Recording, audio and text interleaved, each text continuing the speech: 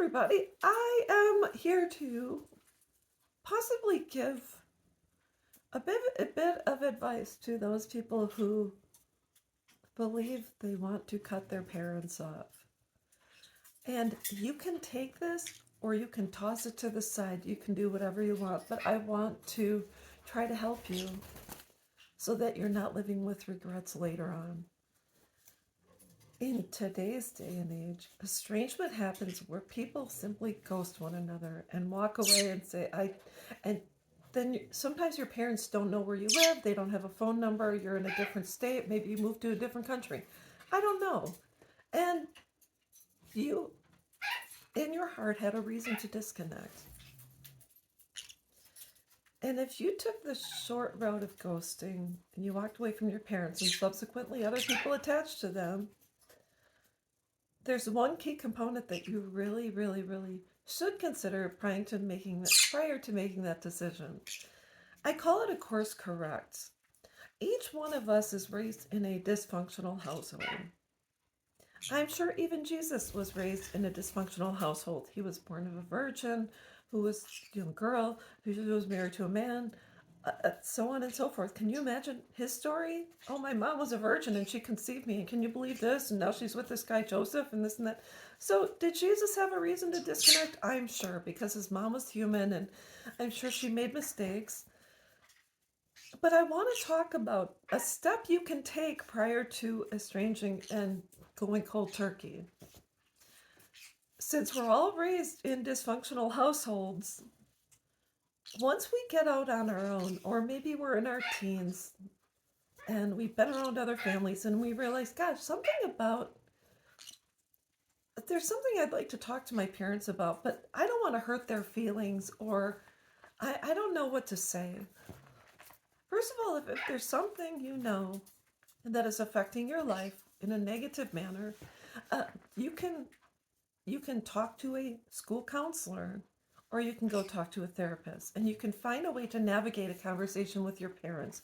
And talking to parents might not be easy because sometimes we're just not open. Some people just do their own thing, and some parents are really not open to change. But a lot of parents are. And I say to my daughters when they were in high school, if there's something that I'm doing that is hurting you, bothering you, or whatever, you'd like to see change in the house, let me know. We'll work on it.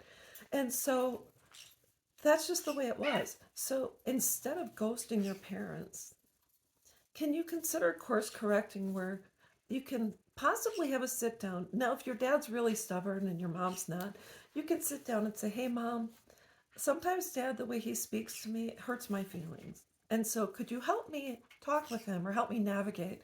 And Mom probably will, unless she's afraid of Dad, then you're both in trouble. And that's a different dynamic.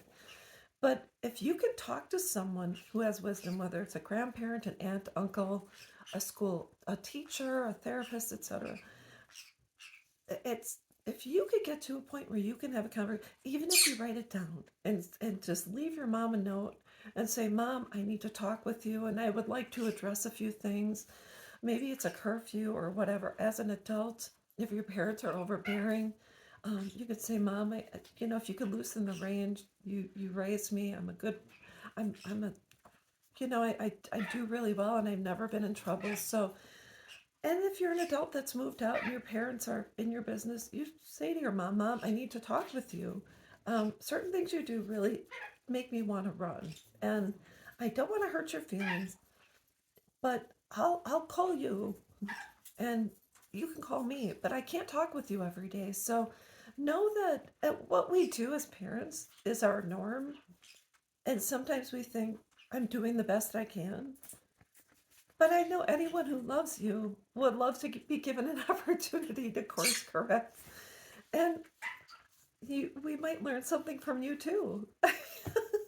In today's day and age, a lot of parents don't know how to use a lot of social media, especially older people. So if we can learn something from you, but it's all about approach, and it's all about approaching with love. Instead of blowing up and getting angry and stomping and moving out and blocking your parents, talk with us. Or else, if your mom has a good friend or you have an aunt, someone that can help you understand your mom or dad's point of view and why they may do what they do, just ask someone else to sit down and talk with you. Maybe,